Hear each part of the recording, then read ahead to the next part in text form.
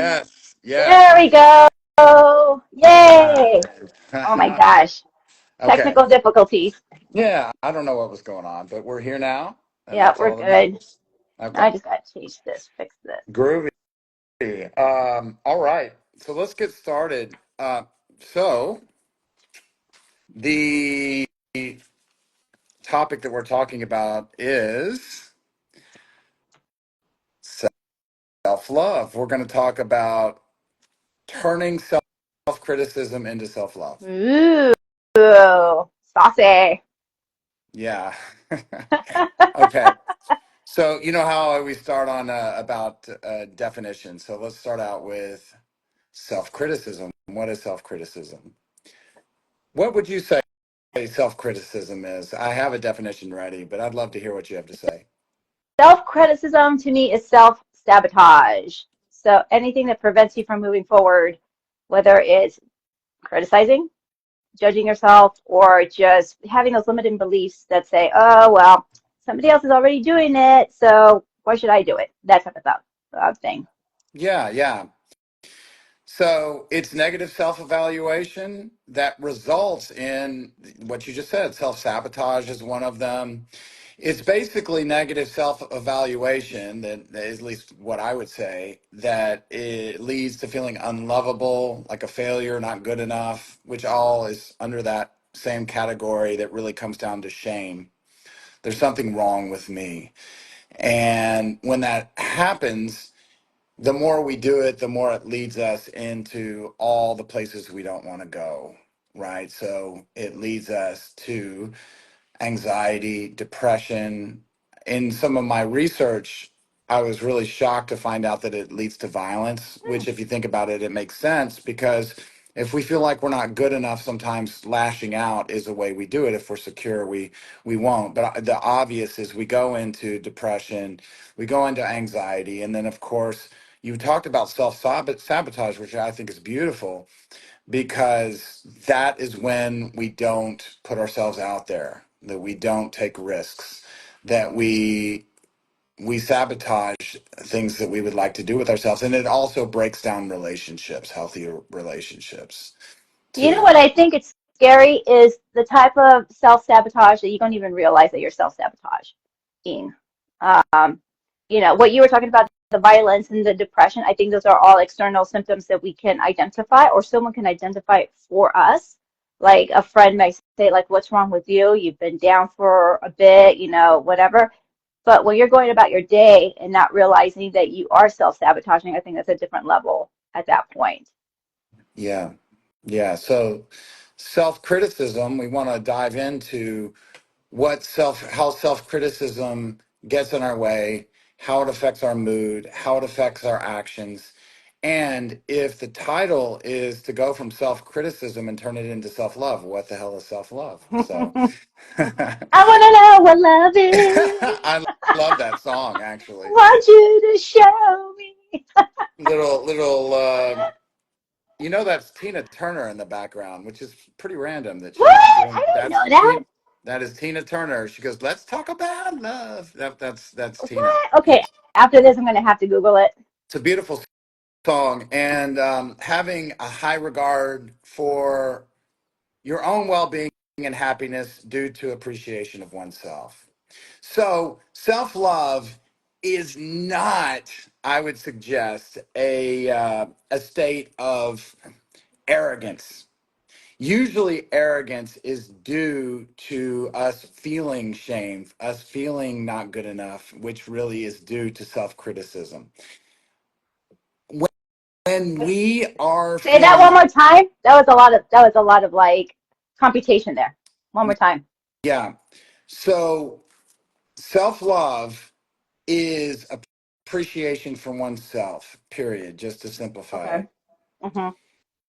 If it's not a state of arrogance to be in self love. I would suggest that arrogance, and this is where it might have gotten confusing, is overcompensating for a feeling of not good enough, which comes from Mm-hmm. self criticism. Yep. Okay. So the lack of feeling less than is is self-love. It's really letting go of that feeling of not good enough, I would suggest. So, all right, let's go to our feeling of self-criticism and how we shift it. The first thing I want to talk about is loving. We talk about loving our neighbors as ourselves, Mm. but what I would suggest that self-love is about, and not criticizing ourselves, is learning to love ourselves like we love our neighbor. Learning how to love ourselves like we love our neighbor, where the saying is, love thy neighbor like you would yourself, right? Right. Love yourself like you would love your neighbor, but I don't like my neighbor, Chew so on how does that that work just out? 1 second. I'm going to put a fan on my dog. Just give me a second. He's getting hot. I know I had a thought. It was brilliant. Now it's going to be gone by the time you get back.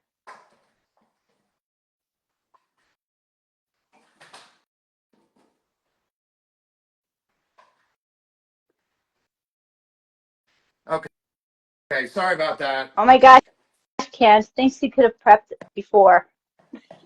So, my dog was was huffing and puffing. So, okay. So, loving your neighbor as yourself, we talk about. This is about loving yourself like you love your neighbor. So, we talk to ourselves. This is the point that I'm making. We talk to ourselves in ways that we would never talk to other people. We we're cruel to ourselves. We say unkind things to ourselves about how we could have done better because it's in us, evolutionary. Mm-hmm. It's an evolutionary biological instinct to go into shame. And so that is where self-criticism comes. It comes from a sense of shame.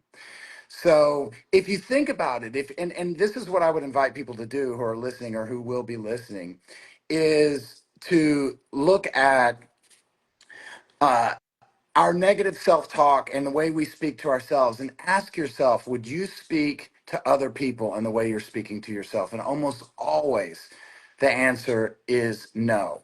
When I say love yourself like you love your neighbor, I'm not saying we all have people we don't get along with.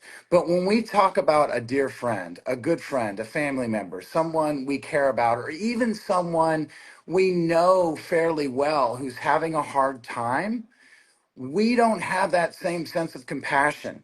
We don't have that same sense of understanding for ourselves that we do for other people, which is the big conundrum that we do for people that are acquaintances of ours, even. And I'm not talking about people we don't get along with, but even people we don't get along with, we can understand them in a clearer way than we can see ourselves. And I would just invite someone to just notice their self-talk when self-criticism comes into play, and see if that's the truth. Now, here's the thing. There are people, and I study personality typology, and Wait, this, wait, wait. Time out, time out, time out. That's a lot that you just packaged in, and I'm trying to yeah, process this as efficiently as possible. And I'm going to reiterate what I think you said, uh, packaged in a smaller way. So we tend to treat friends, family, acquaintances better than we may treat ourselves. So where we show compassion towards those people that are, let's say, an example, they're criticizing themselves, and you are with them, and you're like, oh, don't talk, don't say those things. Things happen. We just have to move on from it. So we're finding the compassion to help them out. What you're saying is that we don't do it to ourselves. I am. That's what I'm suggesting. And it really varies from person to person. And a lot of the times it has to do with personality type. There are personalities that have a critic, a personal self-critic that is active almost 100% of the time. And then there are people, maybe it's there 20 to 15% of the time. But we are harder on ourselves usually than we are with other people. So let me ask you I this. would Is there suggest, ever a possibility where you can have self-criticism as a positive trait? yes, So if I needed a fire under my ass, then I'm yes, like, you know? yeah, yeah. Okay. So that comes okay. So let's talk about the evolutionary reasons for self criticism, how it's helpful, how it's not helpful. So the reason we have self criticism is because we needed to be a part of a tribe. We needed to fit in, and if we didn't survive. That's what's happened for most of the millennia, is that we didn't survive if we weren't part of the tribe. And so self-criticism is saying to ourselves that I could have done better, I should have done better. Because why do we criticize ourselves? Self-criticism comes from a feeling of shame, and I'll go into what shame is in more detail. It comes from a feeling of shame. Well, I actually will go into it right now. Guilt is I could have done better. Shame is I am bad. Guilt is I did bad. Shame is I am bad. So it's an exaggerated sense of guilt. So we have high stakes. We had high stakes over the millennia when we did things that seemed like they weren't acceptable to other people. And when that happened, we were hard on ourselves because it was a sense of survival. I have to get in line. So it's a sense of submission. You beat yourself up so you can get yourself in line so you can do what you're, quote, supposed to do. So that's really where self-criticism comes from, is needing to fit in, and ultimately shame, which is exaggerated sense of guilt. Instead of saying I did bad, it's I am bad. And when we say I am bad, then we're attacking our own sense of self-worth and identity. And when we do that, it's because we want to be loved. So that's the basic, deep reason for self criticism. Self criticism comes from shame, and shame means we want to be loved. And Okay. we feel like we're not going to be loved. That's why we feel shame, and that's why we indulge in self criticism. So it's all about So love. there's a lot right there. So what stuck out to me the most was this is basically programming for control. This is programming that we've gone through generation to generation to generation to make you follow the rules, make you stay in that line to fit into what you would call a normal society. So that's the one thing I heard, one topic. The other part of it, I don't know if it's the same or separate or together, as far as like, they're dependent of each other, is our need for love. Um, and so in my thought process, that need for love, that wanting for love, which we're all looking for, and goes back to my song, I want to know what love is, right? Um, comes from then childhood. So you have like, it Mhm. sounds like generational programming that's passed on from, from parents and grandparents, this is what you do, this is how you stay in line, this is how you follow the leader per se. And then you have a circumstance within your childhood that deprives you of what you feel you've been deprived of, in this case, love. Is that accurate? I would even say it's simpler than that. That we all have this. Comes from attachment theory, and we all Mm-hmm. have a need to be loved. Why do we have a need to be loved? Because that is how we have stayed alive in tribes, and that is how the human race keeps going. So we couple up, we procreate, and being part of a family is how being accepted by our parents is how we're able to survive. So love really comes, I would suggest, from survival. But this, from an evolutionary perspective, love does feel like this mysterious, beautiful thing. And it is from a spiritual standpoint. When I say from a spiritual standpoint, a self transcendent standpoint, when we are not in our ego, which is our survival mind, our fight or flight mind, which is what I'm talking about, which is where the self criticism comes from. It comes from survival. And our survival strategy when we are self-critical is and I'm going to talk about it from a somatic, which means body standpoint. It's a collapse. It's and from a psychological standpoint, it is submission. We submit. What are we submitting to? We're submitting to the group, the alpha, the person who's in charge, so that we can fit in.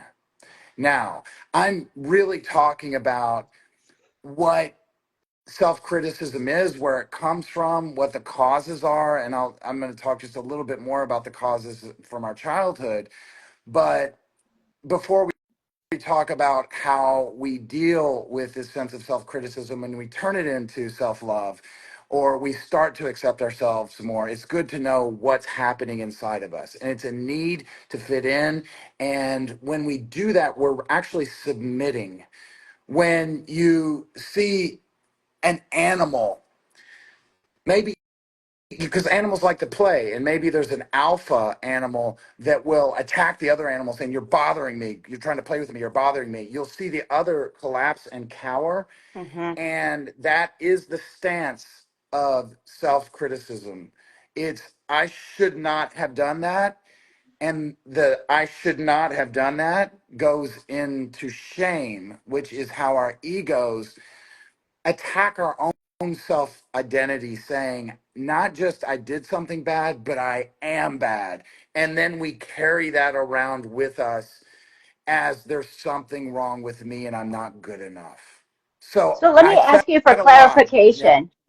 Is self-criticism only defined by shame and guilt? Self criticism is self evaluation, it's noticing our actions.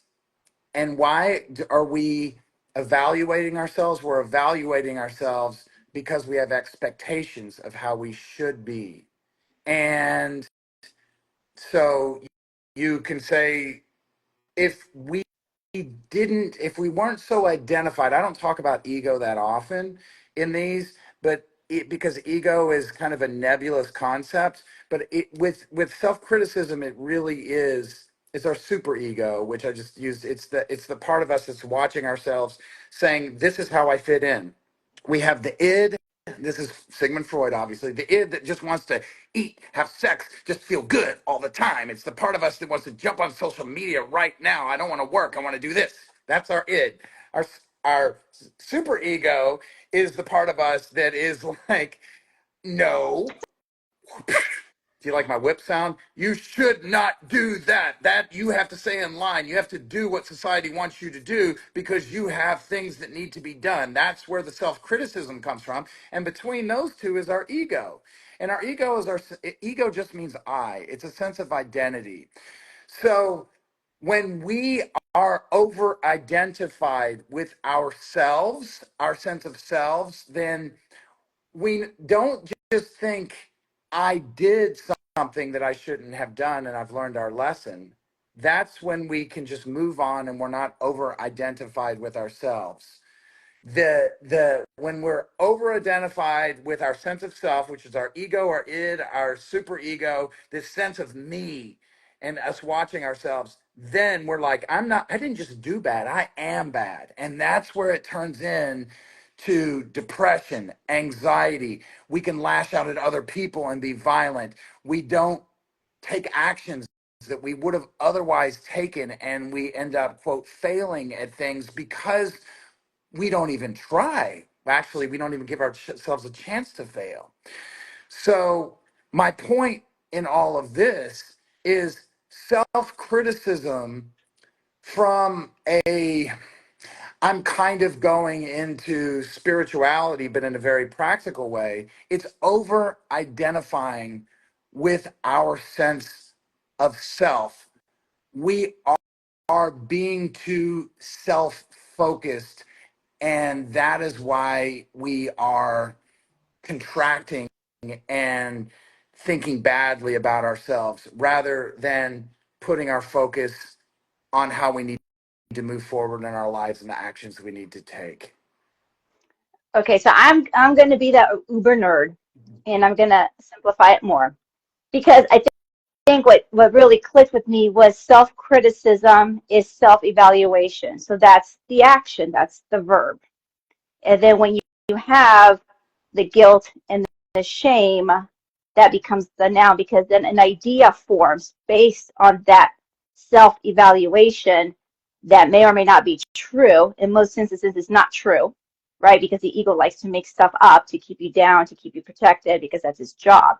So you have this idea, you're self-evaluating, you're self-criticizing, another word for evaluation, and then from whatever action or thought that you just had that created or that triggered that self-criticism, self-evaluation, you now have these branches that come out of feelings, whether it's shame or guilt. And then from that point on, it breaks into more branches because now you have actions to kind of feed into those ideas, whether it be the addictions, whether it's the drugs, whether it's the sex or whatever, to numb.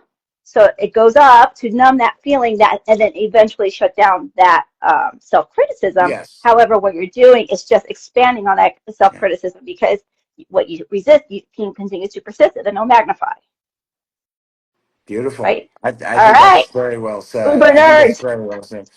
Yeah, yeah. Thanks for breaking it down like that. And yeah, and what you added another element is that it's not only the cause of anxiety and depression. I mean, that's the cause, but the way we medicate ourselves is, addiction so much of the time. And addiction can take the form of so many different things. It's different things that we do to numb ourselves. And we've talked about that before, right? Whether it's Mhm. alcohol, weed, or social media, or binge watching TV. It's a way, and here's the point that I'm making, for us to escape ourselves. We can do it in a more productive way, which is that's what I'm talking about is, and it's interesting you brought this back. It's when we're over identified with ourselves, it becomes painful. And a big part of us over identifying with ourselves is self-criticism, because we're reflecting back on ourselves and thinking about the past, about how we should have done better, we could have done better. And then we just think about, we have a concept of ourselves that we don't need to have, which is I'm not good enough, I'm less than, I'm unlovable, I'm going to be all alone, Mhm. there's something wrong with me. And that is a fiction. It's not true, but it's what we indulge in when we're overly focused on ourselves. So the way to get relief from this over focus on ourselves is we numb ourselves with addiction. We numb ourselves with ways to be distracted. So the healthy way to do that is to learn how to love ourselves and to learn how to take actions to love ourselves. So we learn how to reflect on ourselves in a positive way rather than a self destructive way, which is self criticism. Or, and I'll say, and we also take actions that make us feel better. So there's a saying, if you want self-esteem, take esteemable acts. And unfortunately for the lazy side of us, which we all are lazy by nature, there's a part of us that's all lazy by nature. It's the id part of us that just wants to feel good. It just wants just the dopamine hit, whatever that is, right? And I'm going to interject real quick because the lazy is also procrastination, because I am guilty as charged. To me, it's the same thing, procrastination. Yeah, yeah. So it's like I love the saying that procrastination is a five-syllable word for sloth. Oh, So I love sloths. yeah, yeah, yeah. Oh, you love sloths. I know you I do. love sloths. They're magical. Yeah, I know you. I know you love sloths. So there's a reason why we love sloths, because they're just being. They're in a state of Yes. being. But when we human beings are doing it, we're doing it because we're overly focused on ourselves. And self-criticism is a big reason that we get out of action, and getting out of action feels shitty. It doesn't feel good. So unfortunately, and this is the point that I'm making, when we are not making ourselves useful, when we're not connected to other people through our actions, through being productive, through being connected to other people, when we're isolated and we're lazy, as human beings, then we get into self-criticism, and then we think, well, I have every reason to to criticize myself. And so, what do we end up doing instead? We end up trying to numb that voice inside of our head through addiction and distraction. So, that is one thing that we need to know is to be useful, is part of our evolutionary biology, that we need to be part of a group and we need to contribute to the group, and we also need to be connected to the group. So, it's connection, belonging, and being useful and having a sense of significance. We all have that. But we also need to go to, and I'm just being pragmatic with what I just said, but we also need to go straight to the source of the self criticism and start. And there's a lot of stuff we can talk about with that, but start to work with the self criticism directly through mindfulness and which I'm, when I say mindfulness, I mean awareness, being aware of what's going on inside of our minds and our bodies, and also reframing through the way we think. So I want to go back real quick because I know I keep mentioning addiction because we've said it before in other lives, but distraction I think is also different from an addiction. And you let me know what you think because um, I get distracted easily and I allow it because I like to be distracted. So like for me, the distraction is, it doesn't have to be something negative. It doesn't have to be a negative addiction or anything like that. It's just me cleaning the house. I love the smell of bleach. I'm not going to lie. I love bleaching everything. And so, um, but to me, I kind of like validate or justify that because I'm saying I'm doing something productive. I'm cleaning my home versus doing what I'm supposed to be doing, which I told myself that I committed to do. Right. So what do you think about that part? Well, since we're talking about self-criticism, thanks for sharing that. When you're talking about self-criticism, how does self-criticism play in to that? Well, it's a distraction. I don't think it's much of a I mean, I think it's just another form of being numb, period. Like not thinking, Yeah. how do I explain it? It's just a form of being numb. So instead of like, but I justify it because I'm doing something productive in my mind, right? Yeah. So whether it's cleaning, whether it's doing this or that, but everything to not do or address whatever is happening Yeah. truly, and looking into saying, like, why am I doing this? Like, really, this can wait. Like, why am I doing this? Why do I feel this need right now to complete this task that I'm going to have to do again anyway? Yeah. So we all have our game, and this does go into personality typology. And I happen to know the personality that you are, that you we all have a place that works for us. It doesn't mean we don't have all kind of habits of attention, but like with Nada, if you don't mind, I'm sure you're fine with me talking about you, and you have a personality that likes to stay busy on a lot of different things and is future oriented and loves options, and busyness is the game that this personality does to distract from. We all are distracting from that feeling inside of us that we don't want to feel, which is not good enough. Now, other personalities can go into self-criticism, and how they deal with it is to try to make things perfect, to make things right, whereas yours goes into like busyness or fun or things like that. Fun. Some people can go into people pleasing to avoid that feeling of not good enough. How do they Mm. do it? They do it by, I'm gonna make myself useful to you so that I feel okay rather than for you. It's distraction to feel okay. That's one way that you go. Or, that, like I said, self criticism can be a way to do it. Being successful and getting attention could be another way to do it. Being different, indulging in knowledge. There are a lot of different ways. Power is another way to do it. Just checking out and being more like, we have fight, flight, or freeze. We have the freeze of just kind of like, I'm going to go off into my imagination. There are different games that we have to distract ourselves from this feeling of shame. And that feeling of shame, I would suggest, it's a fiction, and it comes from largely from self. self-criticism, and that is why we're distracting ourselves a lot of the time. So what the hell do we do about it? What do we do about it?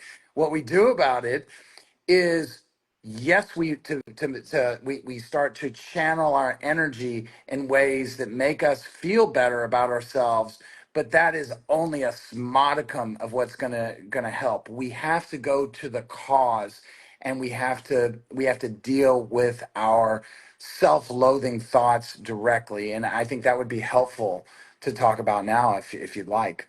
Let's do that. Yeah, because you said that checklist. I'm like, damn, I just marked off almost half of that checklist. Yeah, yeah, yeah. I mean, we do that. I mean, we all have, these are all habits of attention that we have. But there's one, like for you, it's staying busy, having a lot of options, checking stuff off the list, and you like to have things planned, to have fun. I mean, that's kind of your thing, right? You know, for me, it would be a different kind of indulgence, or avoidance. So we just have. It's good to know that what our game is, what our habit of attention is.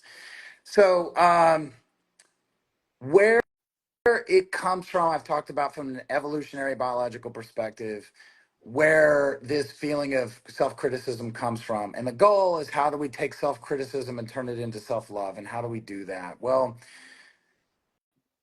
the last thing I want to say, well, and this is connected, and it's a segue going into how we do it, is to know that the self-critical voice is not our voice. Ultimately, it's not our voice. Sure, it's our mind, but it's been put there, so to speak, to a large extent, at least, by our parents and peers when we were young, right?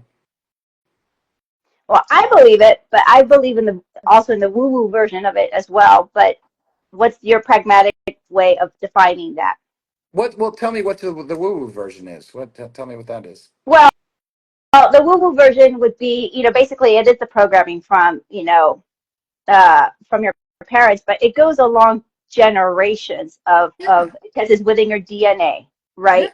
And so that's a not lot of woo-woo. people go, well, what I was going to say is like a lot of people do the past life regression so they can go in and kind of get an understanding as to why they have these thoughts. And it doesn't even have to be something that you experience in your own life, but you still have these thoughts, right? That's Right. the tricky part.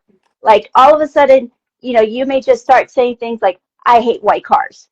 And you're like, why do I hate white cars? Why do I have against white cars?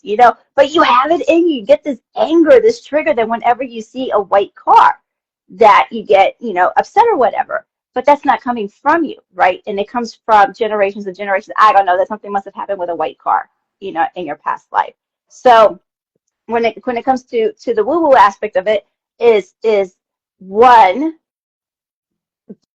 being in acceptance that it's not you, getting to your meditation or prayer to try to see if you can figure it out if you want to, why you get triggered by that, or the opposite, to just treat it and say, I no longer allow this trigger to affect me at this point moving forward, and then being that awareness of catching yourself getting upset when you see that white car.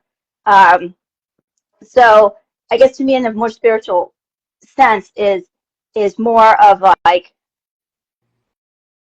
meditation, and and not even trying to understand like where it's coming from, just addressing. I guess I think you said it earlier too. It's like just moving forward um from what you're feeling and just going into it. Yeah. So I can turn anything spiritual, I think, into something practical. And what I would say, and I'm not against spirituality, but everything that happened in the universe up to this moment, with you and I talking, and whatever's happening with anybody else anywhere in the world or on the planet or in the universe, everything that happens up to this moment has allowed this moment to be. Ooh, So I like that. yeah, yeah. I mean, the Big Bang all the way up to now has made this moment possible. So if anything was different, this moment would be different. So it doesn't matter if it's past lives. Maybe it is, maybe it isn't. I don't know. It could be. But also, it's it's everything that happened, meaning the evolution of everything up until this moment made this possible. And what I want to segue into, so why is that helpful to know? It's helpful to know because our thoughts, everything that happened in the universe, all of our genetics and our conditioning in this life has made these thoughts, these neurons fire the way Mm-hmm. they do. Why is that helpful? It's helpful because these neurons that are firing are just firing. We didn't make them fire. I hate to break it to us, but they're just firing. So They we are. accept it. We think that we have all of this self will that we don't have. But the fact that I just fixed a cup of coffee instead of a cup of tea, which I was thinking, should I get black tea, green tea, or coffee? It is evening. Will I sleep? Will I not sleep? That decision was already going to be made. We, there have been studies made that we say, hey, I just made this decision in like 3 seconds, roughly somewhere around there. The neurons are already connected and made those decisions before we consciously knew that they were made. So why is that helpful? It's helpful to know that we didn't make this self-critical thought come about. It just happened. But what we do with it and how we handle it is where it becomes it's how we can be mindful, and it's how we can grow as human beings. We do have control over our attention. And it is helpful. I'm just doing another segue. It is helpful to know that the thought that's coming into our mind isn't just due to everything that's happened in our genetics and evolution and all of that, but it's had to do with our family growing up. It's had to do with our peers and our parents. And so that voice very often is our parents' voice. So, in again, in a small box, the thoughts don't define you, but the actions that you take towards those thoughts will define you. Whether you accept those thoughts or you work towards changing that programming, those thoughts that you think are trying to define you or are defining you. Yes, yes. So the question is, what do we have control over? If we want to evolve, grow, live the best life that we can live. I mean, obviously, the only thing that's real is this moment. So we can't control the past, we Mm, can't control the future. And the question is, I would ask, is what do we have control over in this moment? yeah, Well, I mean, that it's a makes sense. question I'm asking. What do we have control over in this It's moment? just us. We can't control anything else but us, just our thoughts and our actions in this moment. Yeah, That's our attention. our, yeah. We have control over our attention. We have control over where we focus. And so I'm bringing this back in to what I was talking about, how we over identify with our sense of self. What is that over identification with the sense of self? It's the story of me that gets lost in past and future. So if I'm stuck in self-criticism, what I'm really stuck in is the story of it should have been different and I should have been different.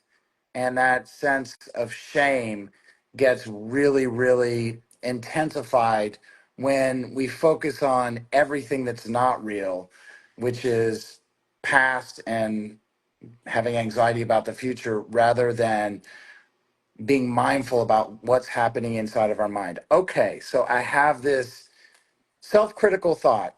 Whose voice is that? That's a really helpful question to ask when it comes to self-criticism if we're suffering. If we feel like our self-talk is causing us to be depressed, anxious, angry, or or some sort of negative emotion because we're evaluating things in our mind. If we're evaluating things in our mind that are causing pain, by definition, it's a fiction because there is nothing. Okay, Say that follow me. again. Yeah, yeah. Say that again. If we are suffering due to our thoughts. And that suffering due to our thoughts is so much of the time, it's if we are indulging in negative self-evaluation or negative evaluation of anything that's happening. Well, let me just stick with this. Here's what I'm going to stick with. If we are indulging in negative self-evaluation, by definition, it's a fiction. So I'm going to continue and tell you why it's a fiction. Okay. It's a fiction because there's nothing wrong with us except for an idea that's telling us that there's something wrong with us. That's all. Okay. Point. Yeah, Got it. that's all. And why do we have this idea that there's something wrong with us? We have this idea that there's something wrong with us because we had parents who raised us, and of course they had their level of fault and unconsciousness and all the things that they have, but they also were raising us to, and you're a parent, you know, you have to correct your kids. And by definition, you have to tell them when they've done things that are wrong, and they're effective in more and less effective ways of doing that.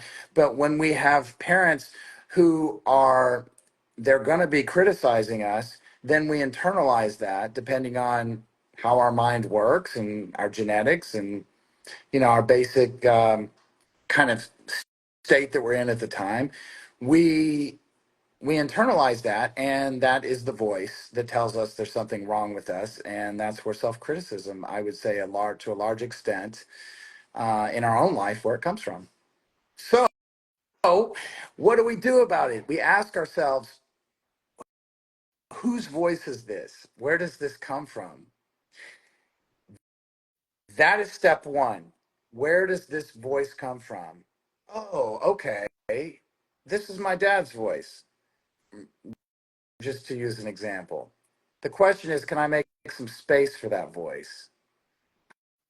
Okay, I can make some space for that voice. So I'm not, that's the mindfulness. I'm making some space, and I'm like, okay, this is the thought, this is me watching it. And the next question is, can I be curious about this thought? What is this thought saying right now? Well, it's saying that you screwed up and you could have done a lot better. All right. There are two ways you can go with that. You can ask yourself, okay, why are you here? And there are a lot of people who do this work. Why are you here? So much of the time, it's some reason to protect you or to get you to improve. So you thank it. And then the other thing that you can ask it is, if I let you be there and accept you, are you able to release any energy that you feel is not helpful? Or are you able to relax and come back to part of me? That sounds woo woo, but really when we make Mm-hmm. space for things, when we make space for things inside of us, it starts to relax and release. And that's somatic work, is all that it is. It's when you make space and you're not identified with your thoughts and you're allowing it to be there, then energetically, that feeling, that sense of not good enough, unlovable, I'm all alone, whatever it is, starts to, if we feel it, it starts to dissipate and not run our lives as much. So that's one way that we can go. I have a question because I just got a text from somebody who's here, Mary Elizabeth, who's a wonderful, wonderful friend of mine who has extraordinary abilities. And she has a name for her ego, her self-criticizer. His name is Fred. And so, she always tells it to, shut the fuck up. But now I'm wondering if you're just telling it to shut up, is that really doing something? Is it going to eliminate, or is it being dragged on, or does it do anything just to tell it, shut up, I don't want to hear you? Versus the work that you were just talking about, where you're actually having a conversation, You might want to do this, in the comfort of your own room or home, and not in the middle of the street. People might think you're weird, but when you're having these conversations with yourselves, uh, um, is saying shut up a viable option, or is it just, or is it a viable option, or should you really just put in more extra work to try to figure out why it's there? Just like it's basically following the steps that you just expanded on. Yeah, yeah. So think about this. If somebody is speaking to you in a critical way, and then you say shut up to that person, how does that go over usually? Oh yeah, we're ready to scrap. Yeah, so it escalates. Hmm. So experts say that if we fight, so basically if there's we criticize self-criticism, then it just escalates it the same. So that is what experts say, but rather than taking experts' word for it, try it out for yourself. Say shut up and see how that works. And it can temporarily help, but also try the opposite, which is, let's use the example. If somebody's yelling at us, I remember when I had a sales job, and it was a job when I was younger where I'd go out to people's houses. I was selling insurance, and there was a guy who obviously didn't like insurance, didn't like salespeople, and he was showing off his wife, I think, and he just kept going at me, kind of like a self-critical voice, right? That we hear, and he kept going at me, and I'm using a metaphor here, but it's also in a way not a metaphor.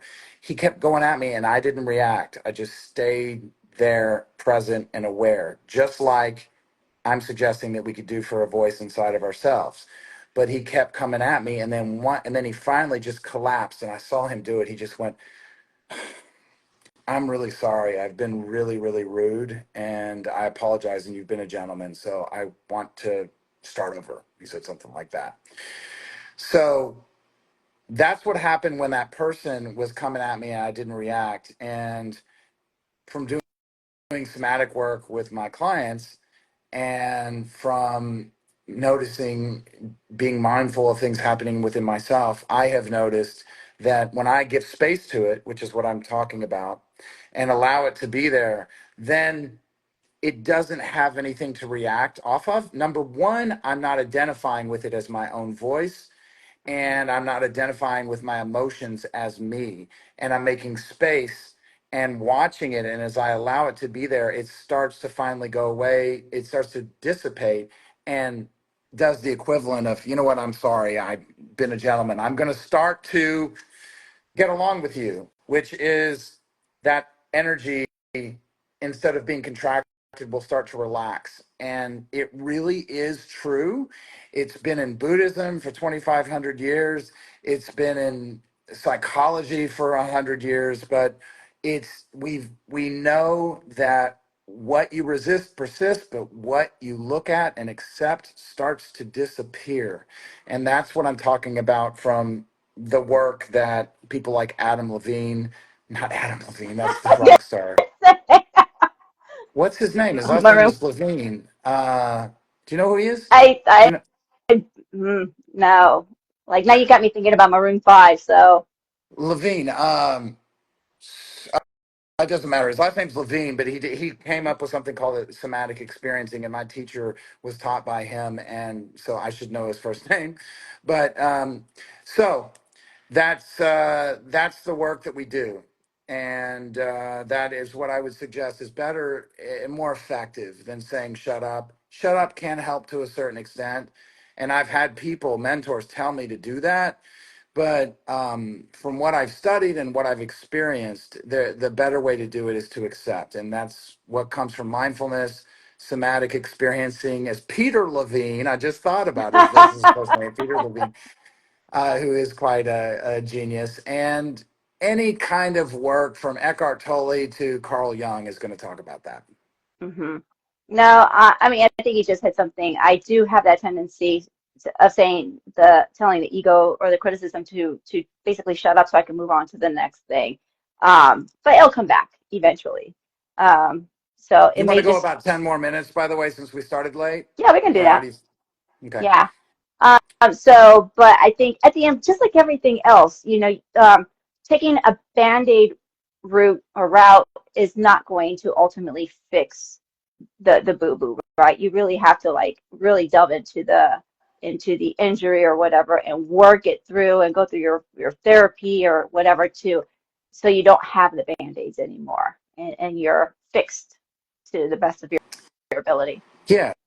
Okay. So there is the acceptance route. We talked about that. Mm-hmm. There's reframing. So we're getting down to more practical things that we can do with self-criticism, turning it into something that looks more like self-love.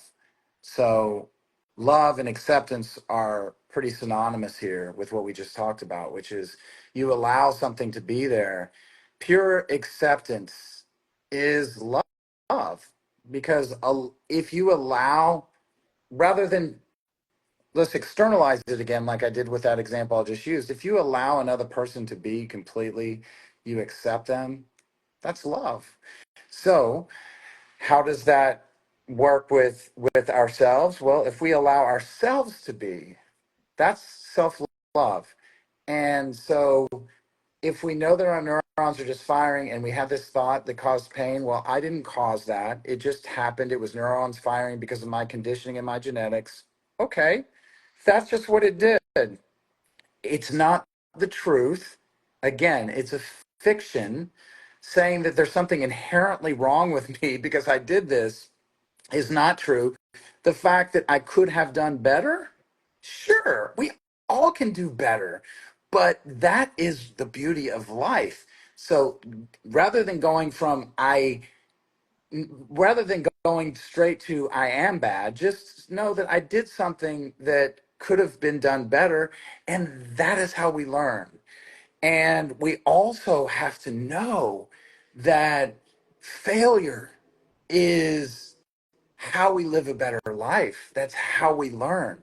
So that is self-criticism keeps us from trying. Mm-hmm. But when we stop criticizing ourselves, we're willing to learn and say, okay, that happened. I'm going to move on. But we're also willing to fail. And, we all know that Babe Ruth, who had more at the time home runs than anyone else, also had more strikeouts than anyone else. We all know that, the thing that all these cliches, like Michael Jordan didn't make his freshman basketball team. They failed and failed and failed. I worked for a gentleman who's actually friends with me on Instagram. Maybe he'll hear this. But he sold his last company for $100 million. He has been hugely successful. He never has to work again at middle age. And now he gets to help people and do philanthropic work. But he had so many companies that failed. He had so many things that failed. And the last example is Thomas Edison. I mean, before he invented the light bulb, he had hundreds or however many failures. So self-criticism keeps us from trying. We we just notice, okay, that's the mind doing what it's doing. I'm not bad. I just did something. I'm going to learn. Great. I learned my lesson. Now let's go do something and fail, maybe. Or every no is closer to a yes if you're in business, whatever it is. We just keep going and we just live in a messy way. So, what am I saying here? I'm saying that perfectionism is part of self-criticism, and that is also a fiction, because the idea that we should be perfect is obviously bullshit, because we're human beings and we're messy, fallible creatures that are going to make mistakes. So we have to see that that's just part of the deal. I like what you just said, that every no is closer to a yes, but as long as you are moving towards that direction of trying to fix it to make it a yes. I think that's the one underlying thing, is that we need to do the work to to actually learn and implement the new stuff that you've learned from it. So it's always life is a scaffold. You're always moving up with everything that you learn, um, which I think we forget to take that step a lot of the times. Yes. Yes, I mean, I think it's part of life. And that's part of the mistakes that we make, is we don't try sometimes, or we we get paralyzed, and that is because of self-criticism. So if we learn how to move more into self-acceptance, which is self-love, which is what we're talking about here, is like, oh, I messed up. Why? Because I'm human. I messed up because I'm human. And it's not even a mess up if I learn something from it. So yes, every no is closer to a yes. Every quote failure is closer to a success. Every thing that's painful is an opportunity for us to not go in that direction again and to go in a new direction. And so this is how evolution has worked. Evolution, nature has made mistakes, and then it's like, oh, I'm going to go this way instead. I'm going to go this way instead. And that's why we're here. We're here as human beings because nature learned as it went, and we evolved. And we human beings are evolving through mistakes, and we evolve much quicker if we don't indulge in self-criticism any more than is necessary. Are we ever gonna stop? No, because we're human beings. We're fallible. Mm-hmm. But to to start to realize that we can be aware, know that we're fallible, let go of perfectionism, reframe a negative thought that we're having with something more realistic, because something that's more positive, quote, positive, is actually more realistic, which we could do a whole live stream on that. But the idea that there's something wrong with us is never true. The idea that everything is bleak is not true, because there's never a problem in this moment. So we just get more with reality, which actually gives us the ability to reframe and be like, no, I'm not bad. I just made a mistake. I'm human, and I'm reframing by there is some merit to actually looking in the mirror and telling yourself things Mm-hmm. that are more realistic, and we all know that. And we it doesn't have to be so mechanical, by saying things by rote. Just looking at yourself, because they have made done studies that when we don't make eye contact with ourselves in the mirror, then we that's a sign that we're having shame. What? Did you see the balloons pop up? I Kind of saw like my something. heart. I had an I'm error gonna go back message that. pop up. Okay, so I think along those lines, the other thing is to find a group of people, find a tribe that will help you along with this journey to allow you to be your authentic self and to let you have those fails and like support you in your failures, whatever you define as failure, your successes. I think it's very important to find people, and if they're not there to support you, then it's time to move on to find other people that will, because we, like you were saying, we are a community, we are a tribe, and we are all in it together, and we're not meant to do this alone. We're not meant to be alone. So it's important to have some sort of support group, people, person, whatever, to Yes. help you along that way. And I think it's also important, Ada, to say that when we are self-critical, a lot of the time there's when we indulge in self-criticism and we get stuck in shame, and I know this from my own experience, there's something in us. Well, let's back up and say the reason we indulge in self-criticism is because it's an adaptive strategy. Hmm. We realized when we were criticized, so much of the time when we were criticized when we were young, that we have to submit to that criticism, whether it's through people pleasing by putting yourself down verbally so that you're agreeing with that person. That adaptive strategy starts to be, as adults, we take that with us, starts to be how we go through life. Hmm. And when we are putting ourselves down verbally or even through our body language, through this kind of collapsed way of being, people who want to criticize others to make themselves feel better will find you, and they will be who your tribe is. And that's the unfortunate thing. So we have to have people in our lives who treat us in the way we know we need to be treated. And the way I think to start that is to start treating ourselves better Yeah. with more self-acceptance, respect, and love. Yeah, like that saying goes, like attracts like, right? So, Yeah. um, yeah, I fully agree with you on that. Yeah. So, So I just a few things to finish up with. If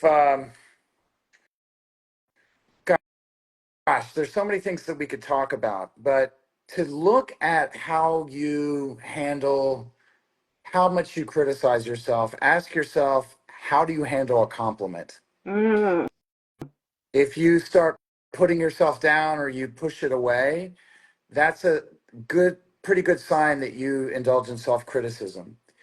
Another question is, when I make a mistake, how do I handle that? If I make a mistake and I think, well, I made a mistake, so I'm a complete screw up, that's self-criticism. If we make a mistake and think, well, that's an opportunity to learn, which instead of a fixed mindset, it's a growth mindset, then that may say something else. And then when we're put down, how devastated are we when we're put down by somebody else? Those are questions to ask yourself. And then the last thing that I would add is your body can tell you the degree to which you indulge in self-criticism, because know that self-criticism is a collapsed sort of posture. So if your posture's like this, then it may mean that you're indulging in negativity. How do you get out of it? This is the last thing I'm going to share. Change your body, your own way that you are holding your body. If you lift your hands up and you look up, which my buddy David Mailer taught me, and I think he learned this from Tony Robbins, if you put your hands up in the air, it's pretty hard to feel self-critical. It's very easy to do it like this. yeah, and there's also, I forgot who the author is, but she wrote about Wonder Woman poses where you stand in front of the mirror with a Wonder Woman pose Hmm. for like 5 minutes. You just stand there in that pose because you're teaching your body to stand up straight, and it makes a big difference. It's subtle, but it's before you know it, you're like walking around like, hey, I'm Hulk Hogan. And you're just walking with, and it shows off, confidence starts to show off. So yeah, that's all part of it. The body language is huge, and not many people focus on the body language because we're so focused in here that we let go of the body language and how the body is affected by it. Yeah. So, I mean, well, heroes, superheroes, we've invented those, but obviously we wouldn't have a superhero that's self-critical. So the way Unless I you're mean, Batman. I oh yeah, he's the Dark Knight. Yeah. Yeah, the dark. He's pretty dark, bro. He saw shit. Bruce Wayne. So, but probably when he's Batman, though, he carries himself, and any of the Wonder Woman, whoever they all are. I'm not a Marvel person, but they carry themselves in ways that are confident. They're not hunched over. There's no superhero, unless I don't know about Marvel stuff, but if there's a superhero that's hunched over, they're probably not a superhero. They're probably True. a villain. I know we got to go. I've been enjoying this, though, Nada. Thank you. All right. Well, great. Thank you guys for joining, and we'll see you in 2 weeks. Bye bye. Bye.